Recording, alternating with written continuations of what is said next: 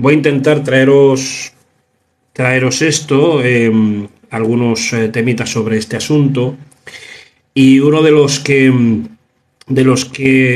creo que es interesante, porque vamos, a ver, yo por lo que estoy viendo en TikTok, ¿no? Las redes sociales, cada maestro tiene su librillo, hay un montón de cristianos o musulmanes que están por aquí, por las redes, católicos, protestantes, etcétera, ¿no? Y todos hablan de su dogma, todos hablan de su dogma, todos hablan de su dogma, pero no hablan de la historia. ¿Qué es lo que dice la historia sobre ese asunto? Así que lo importante de todo esto es aprender un poquito, o sea, tener un poquito de idea de cómo confluyen las religiones antiguas y cómo se transforma en lo que vemos ahora, cómo la cosmovisión, la cosmogonía de la gente de aquella época, digo de aquella época porque me estoy remontando a 3.000, 5.000 años atrás. Veo algunas personas que me dicen, Cristóbal, me llamo Cristóbal, me dicen, Cristóbal,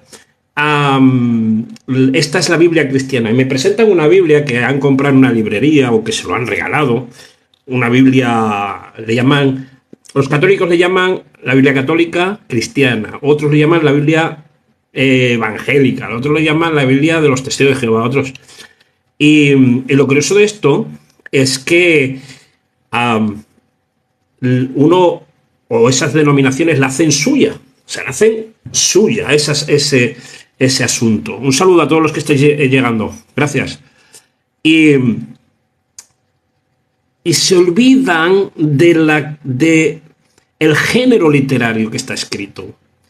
Se olvidan de la historia, y digo de historia porque se están corroborando muchos relatos del texto bíblico gracias a la historia, gracias a la arqueología. La arqueología hoy en día está muy avanzada, se han descubierto muchísimas cositas sobre los pueblos que había en la época de los faraones. Digo de la época de los faraones, estoy hablando de igual de la cuarta dinastía, y estamos hablando del 3500, 3800 antes de Cristo. Estamos hablando de muchísimos años, imaginaros antes de Cristo, y nosotros estamos en el 2023, estamos hablando de 2023 años después del nacimiento de Cristo. Entonces lo sumamos, estamos hablando de 5.000 años de historia de una cosmovisión del más allá. ¿Quién lo lee? ¿A quién estaba dirigido? Y nos olvidamos de ese contexto. Todos nos hacemos, y esto es un tirón de orejas a muchos, y creo que es un tirón de orejas a muchos maestros del texto bíblico, a muchos maestros pastores o de denominaciones, ¿no?, que hay por aquí por las redes sociales, que pareciese que, ¿cómo diría yo?, que no hay otra verdad que la que dicen en su denominación. No hay otra. Y se lo dice alguien que ha estado muchísimos años desde niño en una denominación cristiana en la que he bebido, hasta que, como dice el apóstol Pablo, examina, ¿no? Examinarlo todo y retener lo bueno. Lo malo es que mucha gente que no examina nada. No examina nada. Y lo que examina tiene que estar de acuerdo al credo de su religión. Porque la religión, vamos a hablar claro, la religión es creada por los hombres. Es la expresión máxima, la religión es la expresión máxima en la que una persona quiere expresar su espiritualidad. Entonces le tiene que poner unas normas, le tiene que poner unos dogmas, unas doctrinas para que se diferencie quizás de la religión de al lado, ¿no? Pero si fuese así en un principio de los principios, sin meternos en temas doctrinales monoteístas o politeístas, por supuesto, porque creemos que los politeístas no tienen la misma historia mitológica de la creación, por ejemplo. Siempre hay un ser o unos seres divinos o lo que fuese, que son los que decidieron un día pues crear todas las cosas, tanto en la religión monoteísta como politeísta. Bueno, vamos a ver. Entonces yo creo que dentro de esa visión, si lo vemos de esa manera, se nos tiene que abrir los ojos. O sea, no podemos decir, no, se lo inventan, no, esto no es cierto. Por ejemplo, hay un hombre que vive en Estados Unidos, me sale mucho por TikTok. Yo no sé si TikTok quiere que me duelan las orejas, pero bueno, me sale mucho por TikTok. Y que su forma de debatir es tan peculiar que tiene muchísimos seguidores. Muchísimos seguidores y muchos que escuchándole aceptan lo que esta persona está diciendo, sobre todo sobre la Trinidad, esa palabra tan rara que casi nadie sabe explicar porque es muy, bueno, pero se olvida de la historia. La historia dice que en el 325, por ahí por el 325 después de Cristo, se juntaron todas las denominaciones cristianas que había entonces, cuando se creó la Iglesia Católica Apostólica y Romana, con Constantino el Grande. Juntaron ahí en el Concilio de Nicea y estuvieron no una mañana ni una tarde, no, estuvieron unos meses debatiendo una doctrina. Que esto no se hace hoy en día. Solamente se hace, vamos a decirlo así, en algunas denominaciones cristianas se hacen sínodos, se hacen concilios, pero en general yo me puedo levantar ahora mismo aquí y hablar de una religión y hablar una doctrina y creérmela, y otras personas creérsela también.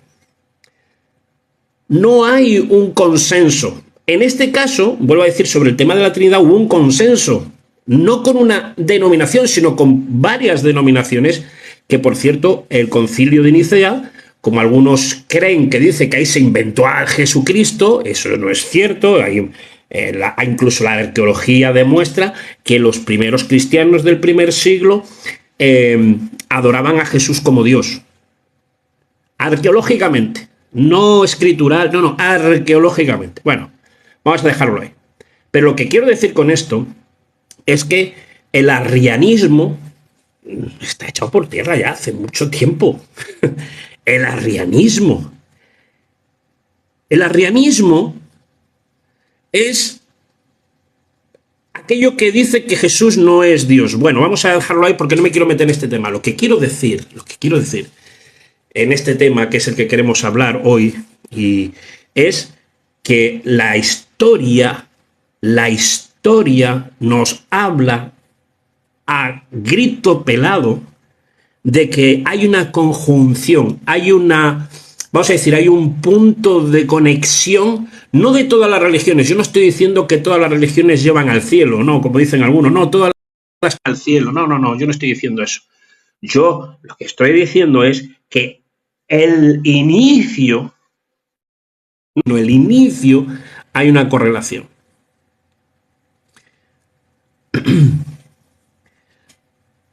Si uno lee el texto bíblico así, como el que no sabe, y dice, voy a leerlo, y lee, y tiene comprensión del texto, que eso muchas veces es muy complicado. Hay gente que lee como cotorras, pero no tienen comprensión del texto. Entonces hay que intentar comprender, y para poder comprender, y más un texto oriental como el texto bíblico, uno tiene que ver no solamente qué es lo que dice, sino ponte en la situación. ¿Quién escribió los 5 primeros libros del Génesis? De la Biblia, de la Torá o del Antiguo Testamento, como le queráis llamar. Según la historia, según la tradición, se lo aplican a Moisés. Bien. Fijaros qué sencillo es esto. Moisés. ¿Quién era Moisés? según el texto bíblico, porque no según la arqueología, porque no se ha encontrado nada todavía sobre Moisés, no se ha encontrado nada en Egipto, no hay nada de momento, no hay nada, eso no quiere decir que no esté.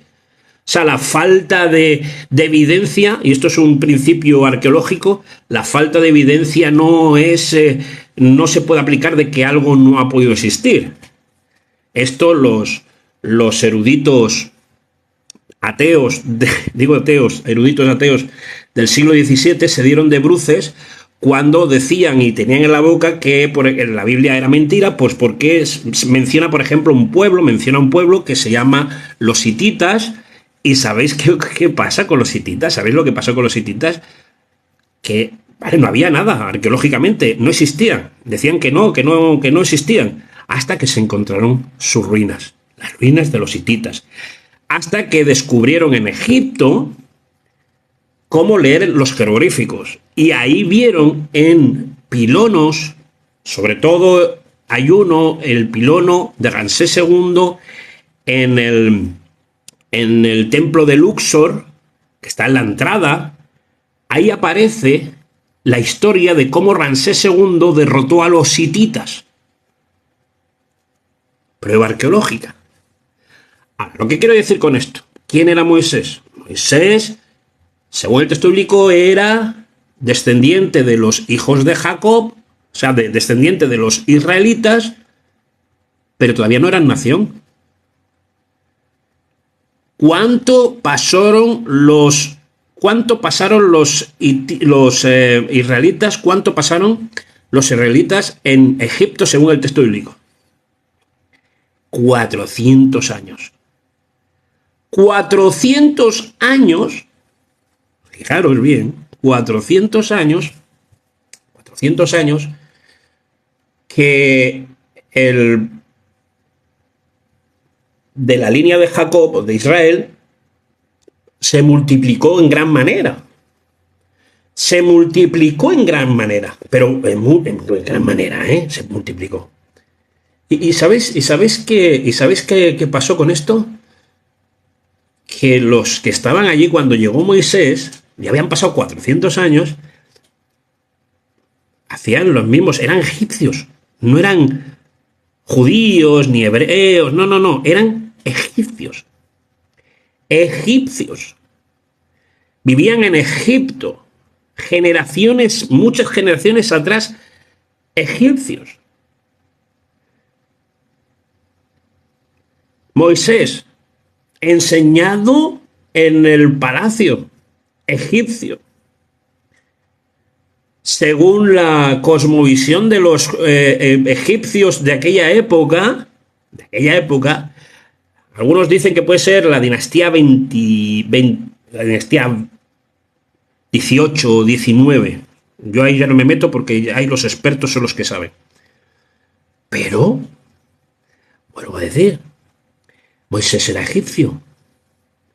Y conforme Moisés era egipcio y lo tenían como era príncipe, como una divinidad, porque hay que meterse en la cabeza de los egipcios de que la familia del faraón eran divinidades para los egipcios. Nos tenemos que meter en eso en la cabeza. Bueno, lo que quiero decir con esto es que vemos que se fomenta la creencia de que Adán era judío. Abraham era judío. Cuando dice el texto bíblico que Abraham, el patriarca Abraham, al que se le dio la promesa de ser una nación grande y que en él serían benditas todas las naciones de la tierra, bien, era de Ur de los Caldeos. Ur de los Caldeos, que es Sumeria, un pueblo politeísta, un pueblo que sacrificaba niños.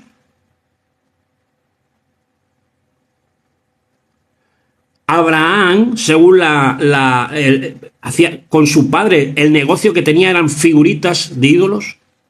Por eso prosperaron en Egipto, porque Abraham estuvo en Egipto, Según el texto bíblico, estuvo Abraham en Egipto y prosperó allí. ¿Y cómo puede prosperar alguien en Egipto? Alguien de fuera. si no es agricultor, si no es ganadero, si no es qué, haciendo artesanía de figuritas, de ídolos. Y eso está ahí en el texto bíblico.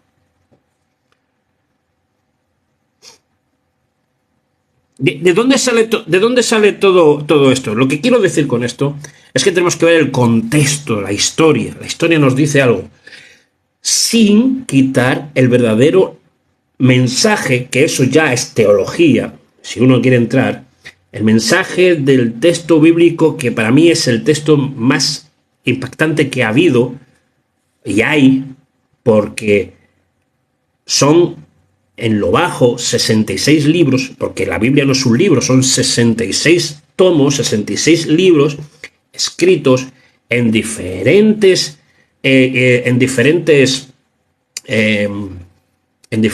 edades, unos 1500 años tardaron en escribir todo, más o menos, 45 autores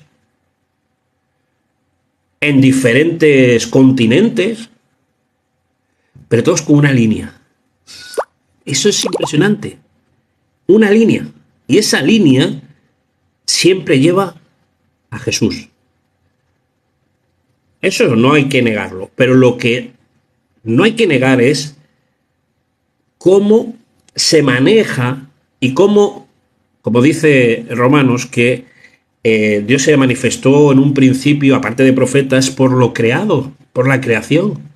Y sabéis que los egipcios llegaron a entender sin profetas, sin revelación de ángeles, vamos a decirlo así, simplemente con la revelación de la naturaleza, llegaron a entender miles de años antes que los hebreos, llegaron a entender la resurrección de los muertos, el más allá, el pecado, el pesar el corazón, el juicio final. ¿Vais entendiendo el tema? En Egipto aparece más de 300 veces en el texto bíblico.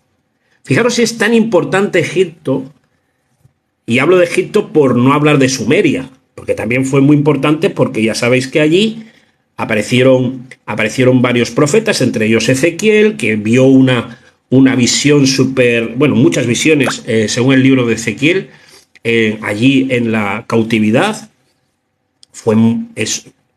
De ahí salió un salvador, ¿sabéis? ¿Sabéis que gracias a un rey sumerio se pudo reconstruir Jerusalén y el templo? Y que eso está corroborado por estelas que se han encontrado en arcilla, con escritura cuneiforme. No tenemos que evitar esas cosas. El cristianismo, o en este caso la espiritualidad en Dios y todo esto, no solamente está afirmada y fundamentada por dogmas, por doctrinas, también está fundamentada por la observación, está fundamentada por el conocimiento, por la renovación de nuestra mente. Yo no sé qué pensáis vosotros. Yo no sé, de verdad que no sé qué pensáis vosotros, ¿no?